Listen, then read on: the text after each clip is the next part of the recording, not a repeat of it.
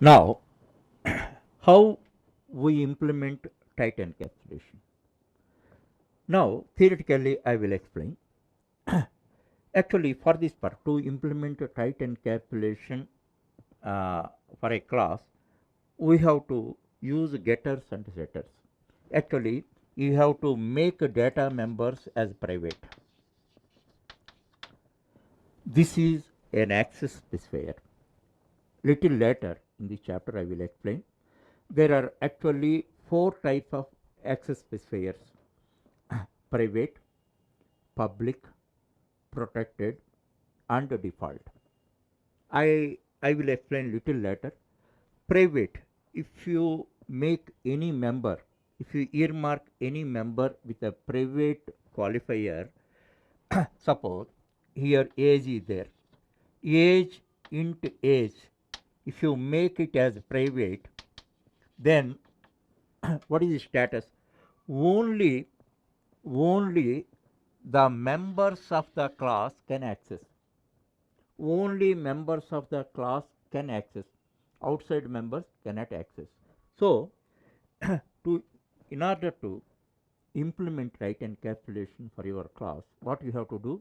You have to declare all the data members as private and all member methods as public. This is like your body system. Actually, your organs are hidden. Your organs are fully hidden. Those are private.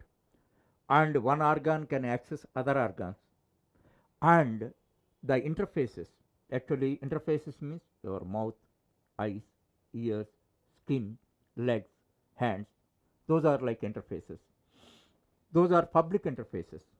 So, these interfaces are made public, and your organs like brain, heart, liver, kidney, etc. are made private. If you do not know biology, what are the organs of your body, you never know. Understand? You cannot view that. So, the same system is implemented. Here, all the data members are made private. Because of that reason, only member methods can access them. Outside elements cannot access. For that purpose, getters and setters mechanism is created.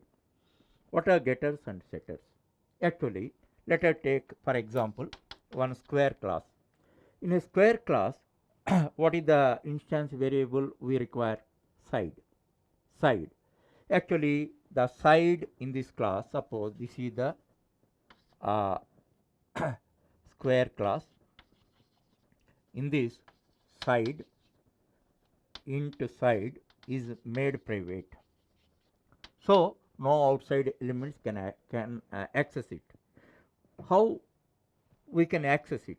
For accessing purpose, accessing methods we create.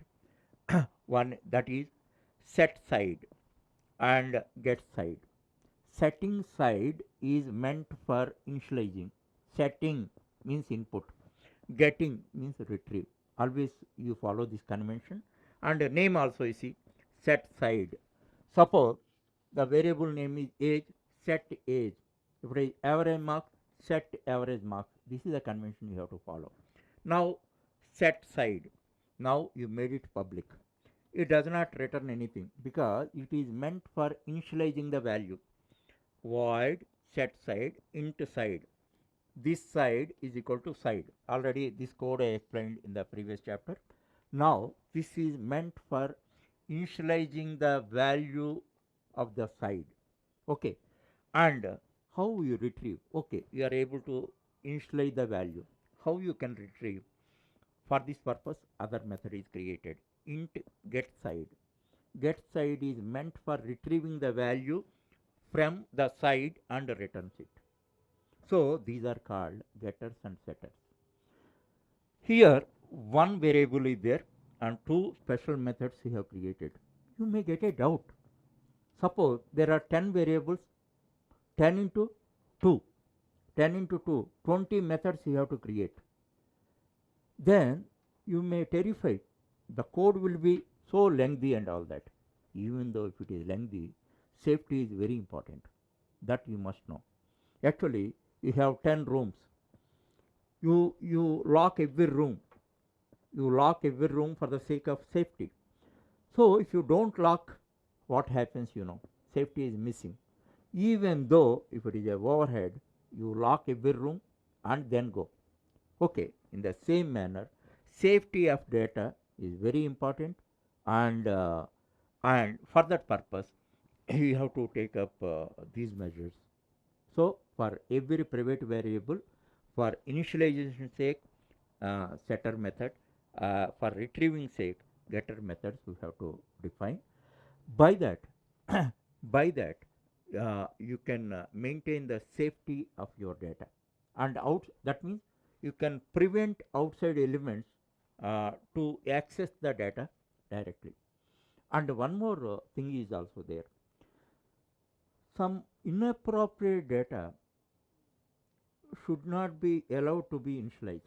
That measures also can be taken. Suppose let us take the average marks of a student. Average marks of a student between the range of 0 to 100. 0 to 100, totally 101 values are valid. So somebody wants to enter minus value or above 100. Those are illegal values for that variable. It should not be allowed.